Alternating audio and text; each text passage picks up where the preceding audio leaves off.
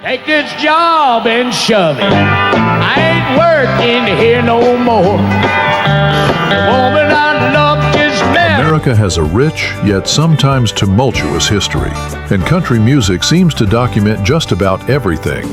Today, we're diving into 9 classic country songs inspired by real tragedies. Songs that broke hearts, challenged society, and immortalized stories the world needed to hear.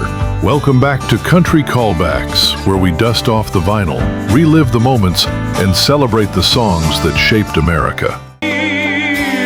Shove it. I ain't working here no more. To the places where dreaming of old used to be. Ira Hayes, Ira Hayes, call him drunken Ira Hayes, he won't answer anymore. Not the whiskey drinking Indian, nor the Marine that went to war. The Ballad of Ira Hayes tells the story of a hero who was celebrated and forgotten almost in the same breath. Ira Hayes, one of the Pima Native American Marines who helped raise the flag at Iwo Jima, returned home to a world that didn't recognize his sacrifice. Hayes faced systemic discrimination, experienced poverty, witnessed the erosion of his community's water rights, and tragically struggled with alcoholism. Sadly, he died far too young, a casualty not of war, but of neglect. Peter Lafarge's lyrics paint a portrait of quiet devastation, and Johnny Cash's haunting baritone made the story national, giving voice to a tragedy that otherwise might have been ignored. With every note, the song reminds listeners that bravery doesn't always lead to glory.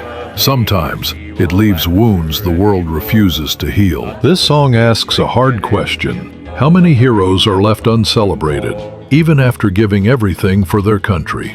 There they battled up Iwo Jima Hill, 250 men. On a September morning in 1903, the fast mail train, nicknamed the Old 97, barreled through Virginia and toward North Carolina at an impossible speed. Joseph Steve Brody, the train's engineer, pushed the limits to keep the schedule, unaware of the disaster awaiting him. Brody never made it to North Carolina. The train derailed near Danville, Virginia, killing 11 souls and leaving a scar on the local community. The ballad, The Wreck of the Old 97, immortalized both Steve Brody's courage and the tragic consequences of relentless ambition. For decades, folk and country singers carried the story, each version adding layers of emotion and local color. By the 1940s, the song had become an essential part of American musical memory. Listeners feel the tension in every verse, the whistle, the speed, the crash, and in doing so, remember the true cost behind progress and ambition: human lives. They gave him his orders at Monroe, Virginia. Said, Steve, you're way behind time. This is not 38, this is old 97. You must put her into Spencer on time.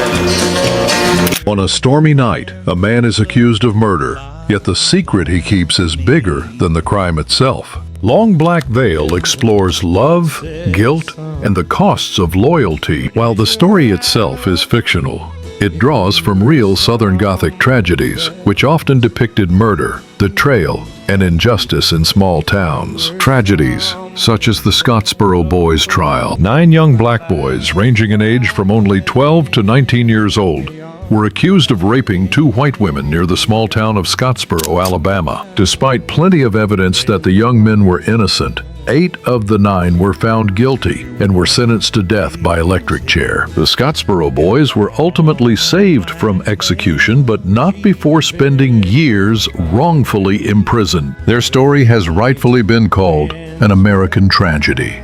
Other heartbreaking injustices were taking place across America, including the wrongful lynchings of so many black men. Long Black Veil's themes of secrecy and capital punishment are, unfortunately, based on these real-life tragedies. Every time the song plays, listeners are drawn into a world where love is fatal and justice is ambiguous. Frizzell's voice, tinged with sorrow, amplifies the tension and tragedy. The song asks a chilling question. How far would you go to protect someone you love, even if it meant your own demise?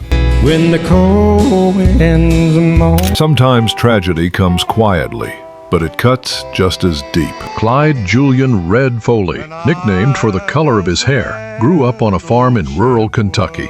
He was born into a family of skilled musicians, and Foley reportedly played piano, banjo, trombone, harmonica, guitar, and French harp, putting on impromptu concerts at his father's general store. He spoke the language of music fluently, so it's no surprise that he processed his grief by putting it to song. The song Old Shep tells the story of a boy losing his loyal dog, his faithful friend, who had been his shadow for years. The real Old Shep was Foley's childhood companion, a loyal German shepherd named Hoover. Hoover died a senseless death, tragically poisoned by a neighbor. Red Foley's tender, almost whisper-like delivery captures the heartbreak and love in every verse. Through the lens of a boy and his dog, the song reminds us that sorrow often comes quietly, but leaves a lasting imprint on the heart. His eyesight was fast growing dim. War leads to chaos and destruction. It also leads to invisible wounds and unimaginable pain. Ruby Don't Take Your Love to Town tells the story of a paralyzed veteran watching the life he once had slip away. Does his pleading work? Does she stay? Inspired by real stories of returning veterans, the song captures frustration, loneliness, and the strain on relationships. Many veterans return to broken homes, emotional isolation, and the inability to work due to physical injuries or PTSD. Letters and interviews from the era detail the men pleading with their spouses to stay, while simultaneously grappling with the loss of their agency and masculinity. Ruby Don't Take Your Love to Town was written by Mel Tillis, inspired by a disabled veteran he knew. Though that veteran served in World War II, the song became associated with the Vietnam War due to the timing of its rise to popularity. Recorded by several artists, including Waylon Jennings and Johnny Darrell, the song's success really peaked when Kenny Rogers and the First Edition released their version in 1969. Rogers' voice brings a haunting intimacy, making listeners feel the bitterness and helplessness of watching life move on without you. The song was groundbreaking for addressing the emotional aftermath of war, a theme many would have rather ignored in the late 1960s. The song ends with the singer pleading Ruby to turn around and stay with him. Ultimately, her choice remains unknown, leaving us to wonder whether their love can survive war-torn destruction. A house once filled with love becomes a museum of memory. The Grand Tour captures the emptiness and sorrow left behind after a relationship ends. The songwriter George Ritchie drew on his own personal heartbreak, a failed marriage, and the loss of a child, infusing the lyrics with raw emotion and authenticity. The Grand Tour's imagery of empty rooms, broken furniture, and lingering shadows mirrors his own experiences of grief and loss. Genre historian Bill C. Malone wrote that the graphic imagery permits the listener to see the inside of the abandoned home where love has died. George Jones's powerful delivery is both intimate and mournful, making listeners feel as if they are walking beside him through each empty room. The song remains a poignant reminder of the fragility of love and the weight of absence. And whisper. Murder, a false accusation, an unjust hanging, the night the lights went out in Georgia, spins a southern tale of revenge and tragedy. Bobby Russell said he wrote the song in 1972 as a fictional southern murder ballad.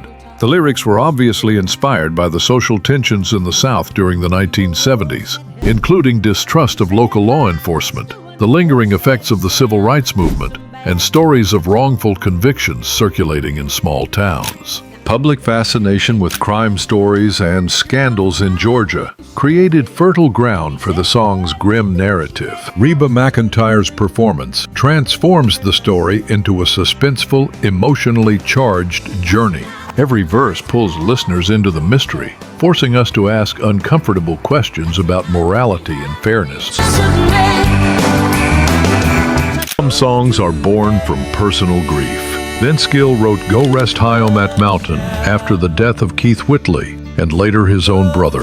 Whitley's death from alcohol poisoning in 1989 devastated Gil, who considered him a close friend and mentor in Nashville's tight-knit country community. Gil began writing the song as a way to process his loss, focusing on the peace he wished for Whitley's soul. Years later, the death of his brother Bob from a heart attack in 1993 added another layer of grief and urgency to the song. The lyrics were completed after these combined losses, making the song both a tribute and a cathartic outlet. It became a universal anthem for mourning, transcending country music to touch anyone who has lost someone they love. Gil's soaring vocals transform sorrow into comfort, offering hope amid heartbreak, and reminds listeners that even in death, love and memory endure, giving life to the departed in melody.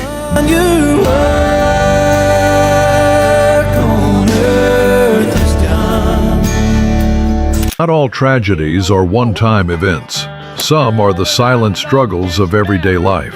Take This Job and Shove It voices the frustration of workers stuck in unfulfilling labor. Paycheck's angry, raw delivery made it an anthem of rebellion, resonating with anyone who has felt trapped by circumstance. The song captured a generation's growing discontent, inflation, job insecurity, and the decline of manufacturing jobs in the 1970s left millions of Americans struggling to make ends meet.